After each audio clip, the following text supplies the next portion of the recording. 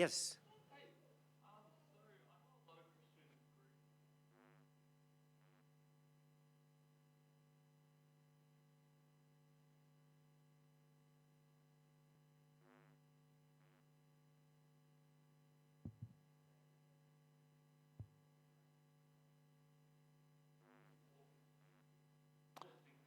Okay, let's deal with the second one first because it's more obvious. What you're saying is contentious.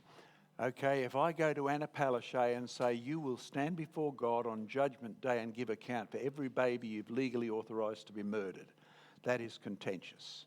It happens to be the truth, and you might like to pray about a good way to say it, but nevertheless, the whole gospel is contentious because the heart of man is desperately wicked, and the best lie the devil has ever sold is to convince you of two things. One is you're not a sinner, you're naturally good, and number two, there's no devil. There's no hell, right? Now, the minute you tread on people's feet with that, you will be accused of being contentious. So contentious is always there, so point out to them. You're going to tell that person down there they're a sinner, you have just been contentious, right? So that's a wishy-washy one. The other one, this is, the young earth bit side of it, right? Now, I'll be honest, graduating in geology, coming from a father who had been in mining, who was also an atheist, right? I was brought up on the millions of years, brought up on the Darwin disagreed with the Bible, etc. Brought up on a Scottish Presbyterian who'd abandoned Christianity largely because of evolutionary thought. And when you look at it, the whole history of the attack on the Bible, surprise, surprise, actually started with the age of the earth, right? Now, at the moment, you look at it and you say, well, they're saying none of this matters. Let's get on with the gospel. Here's the problem. If you try to get on with the gospel, you have to say the gospel is the good news that Jesus died that our sin might be forgiven. And the world says, why is that good news? That's just one more death amongst many. Because if they're not Christian, if they don't believe the Bible, then death is something that's just natural.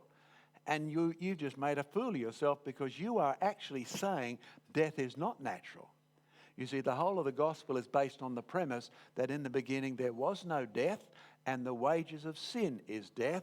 Therefore, somebody has to die to pay the penalty of sin. You don't die because it's natural. You die because it's a penalty.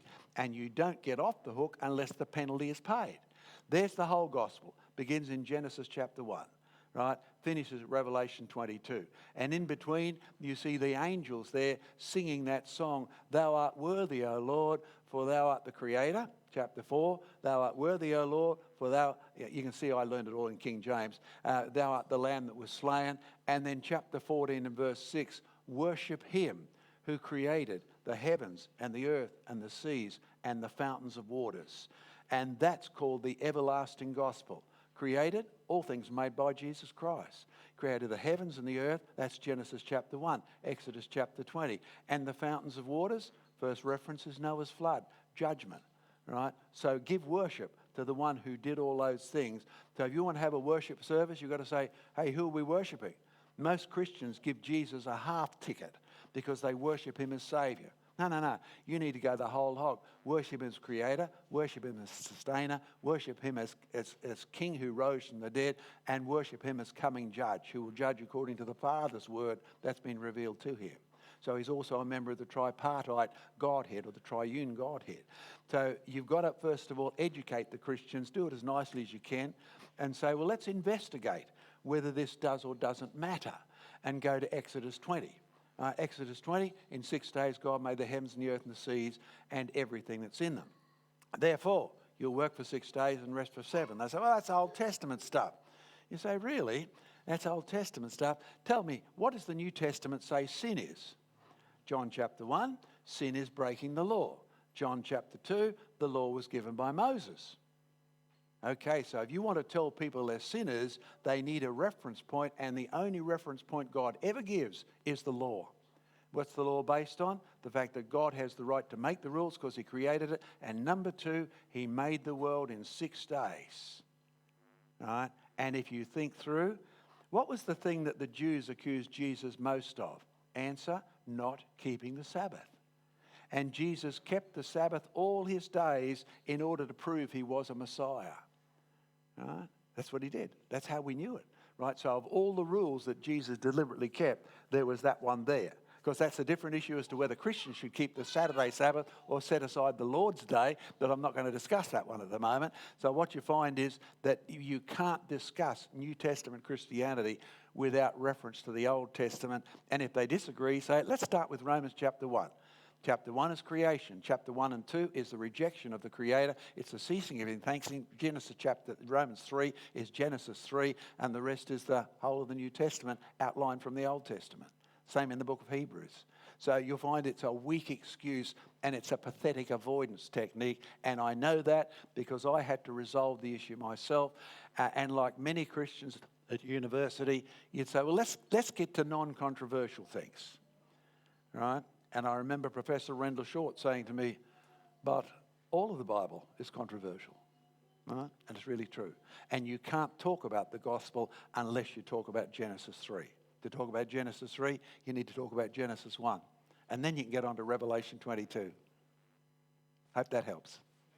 Thanks for being brave and asking a question. Yeah. Another question. By the way, you'll find a lot of those in that Q&A book. Okay. Surely there's another question. We've just educated them too well today, Rod.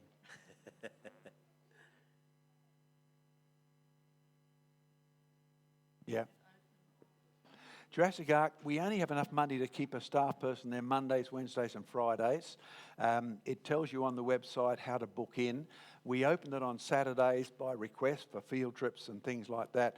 And schools get to choose any day they like, right? Because we have to organise staff and things like that. So Mondays, Wednesdays, Fridays by appointment, Saturdays by arrangement with groups, and any day for schools.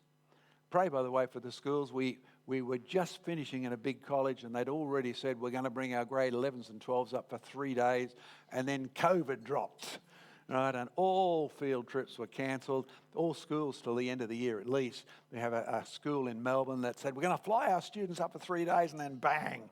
Okay. All right, Lord, give us patience. Anybody else? That was easy. Remember, you'll find the details about Jurassic Ark Open Day, October 10th, in the handout. Enjoy them and share them around. I think we're just about done, right? Yeah, over the morning tea. So if you'd like to head out this way, they'll direct you. They will be giving you what tea or coffee or biscuits that you require. Just let them give that to you. And please be aware that there are some things happening out in society. There are police going around checking car parks and churches. One of the churches got fined because too many young people were congregating around and just being so close to each other that they were individually fined, and the church was fined. So we don't want you to do that out in the car park, especially you young people who love being all around each other. Just keep the distance sides and we'll just try to work together there. It's an unfortunate thing, but that's just the way it is. So we'll try to be helpful. And I'll be outside at the book table with the credit card machines and all those sort of fiduciary things. Ask John questions there. Someone is going to make him a cup of coffee, white coffee, and bring it. So someone just move out now and bring that to John outside. And just take the time to ask questions and enjoy getting to know each other. Thank you, everyone.